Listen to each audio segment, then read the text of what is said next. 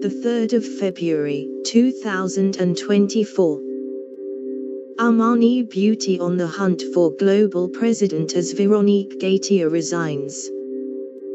Veronique Gautier has left L'Oréal, where she has held the role of global president, Armani Beauty, for the past 13 years.